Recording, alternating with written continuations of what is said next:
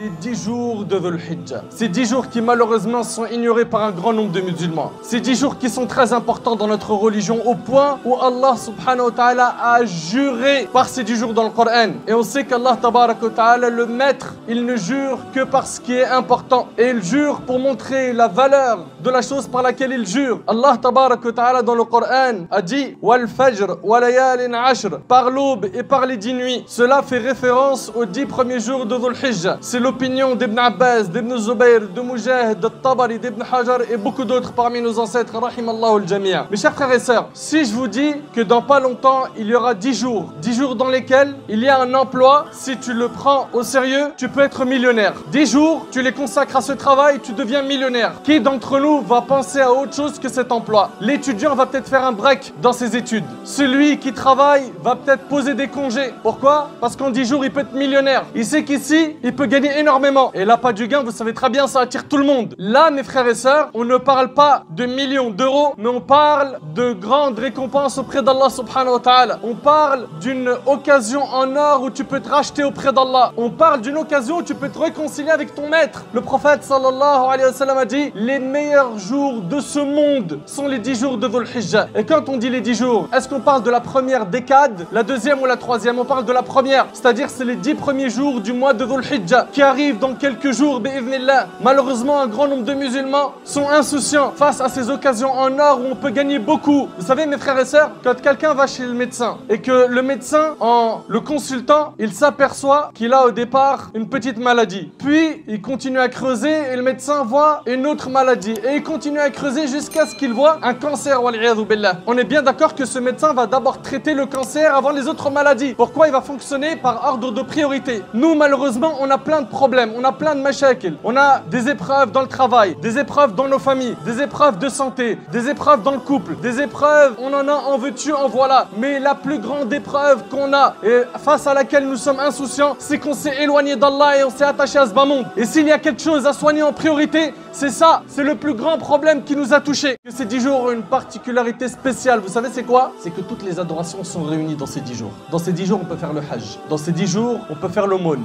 On peut jeûner. Essaye de jeûner pendant ces 10 journées-là.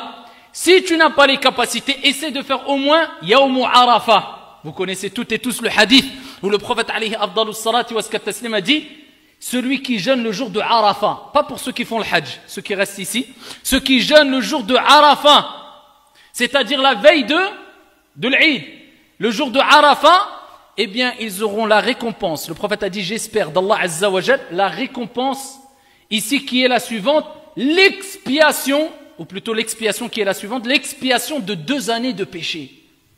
Sanatan, 2 années. Combien de péchés on fait dans une journée, billahi alaykum? Dans une semaine, dans un mois, dans un an. Rahmatullahi azza wa jal wasi'a. Regardez Allah comment il nous pardonne facilement les péchés. Car Allah il veut notre khir, il veut notre bien. Il veut qu'on le rencontre sans péché, qu'on rentre au paradis. 2 années, 1 année de péché passé. Et regardez la miséricorde d'Allah. 1 année de péché à venir. Tu n'as même pas encore fait un péché, Allah il te pardonne. Pourquoi? Une journée de siyam, une journée de jeûne. Le jour de Arafah. Ratez pas cette journée de jeûne de Arafah.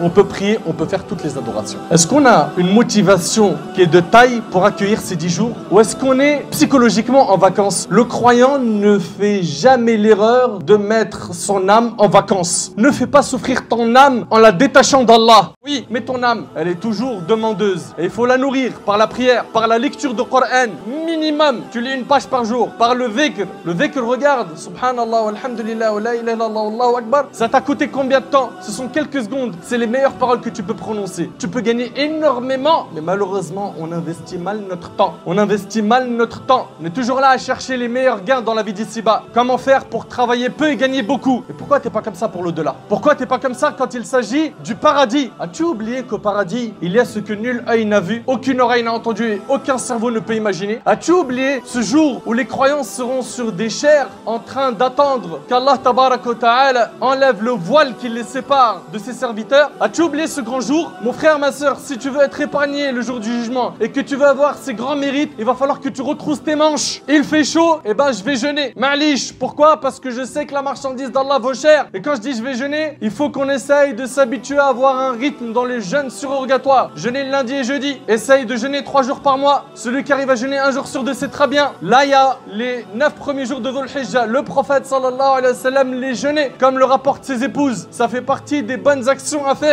On a dit donc le jeûne des 9 premiers jours. Pourquoi pas le 10e? Car le 10e jour de Dhul Hijjah, c'est le jour de l'Eid. Et le jour de l'Eid, c'est interdit de jeûner en islam. Deuxièmement, multiplie le dhikr pendant ces jours. Le dhikr, c'est les formules de rappel. Comme le fait de dire Subhanallah, Alhamdulillah, La ilaha illallah, Allahu Akbar, La hawla wa la quwwata illa billah. Selon Abdullah ibn Umar, radiyallahu anhu, le prophète sallallahu alayhi wa sallam a dit: il n'y a pas de jour plus important auprès d'Allah et au cours desquels les œuvres sont plus aimées de lui que durant ces 10 jours. Donc, dans cette période, répétez les formules Allahu Akbar, La ilaha illallah, Alhamdulillah. Le hadith il est rapporté par l'imam Ahmad. Partout où on se trouve, multiplions le dhikr. Dans la mosquée, à la maison, sur le chemin du travail. Ne perds pas de temps. Donc multiplions le dhikr. Allah yajazikum khair. L'imam al-Bukhari rapporte qu'Ibn Umar et Abu Huraira radiyallahu anhuma allaient au marché pendant les 10 jours et ils répétaient Allahu Akbar et les gens répétaient derrière eux. Ils étaient là à faire revivre la sunna du prophète sallallahu alayhi wa sallam. Également, parmi les actions à faire pendant les 10 jours de Dhul Hijjah, le Hajj et la Umrah. Pendant ces 10 jours, multiplie la lecture du Coran. Les prières surrogatoires. Fais des efforts en faisant des prières à la nuit. D'ailleurs, Saïd ibn Jubayr, le grand rapporteur de hadith, faisait énormément d'efforts pendant ces 10 derniers jours et il disait même: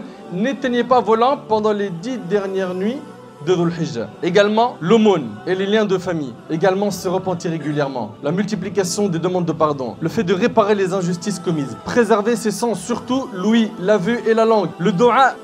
Combien d'entre nous, on a des demandes à adresser à Allah subhanahu wa ta'ala et on adresse à Allah subhanahu wa ta'ala que 5% de nos demandes. Et on sait qu'on a besoin d'Allah subhanahu wa ta'ala, mais on lui demande pas assez. Il faut demander à Allah également, et ça c'est un point très important, celui qui se sent incapable de faire tout ce qu'on a cité, qu'au minimum il s'abstienne de faire du mal, car il y a en cela beaucoup de bien. Beaucoup de bien. Parmi ce qui est recommandé aussi, on a le sacrifice d'une bête le jour de l'Eid. Mes frères et sœurs, ne ratons pas cette occasion. Faites profiter votre famille de cette période bénie, vos amis, afin que soit averti l'insouciant et afin d'encourager le paresseux. Et n'oubliez pas que celui qui indique un bien en a la même récompense et qu'en tant que musulman, on a le devoir du bon conseil et qu'aucun d'entre nous ne sera un véritable croyant que lorsqu'il aimera pour son frère ce qu'il aime pour lui. Qu'Allah tabarak wa ta'ala nous donne la force et la motivation de pouvoir œuvrer pendant ces 10 jours et durant toute notre vie comme il se doit. Qu'Allah subhanahu wa ta'ala accepte nos œuvres, qu'Allah azza wa jal nous accorde la sincérité et la piété, qu'Allah tabarak wa ta'ala nous ressuscite en compagnie des pieux, à leur tête le prophète sallallahu alayhi wa sallam.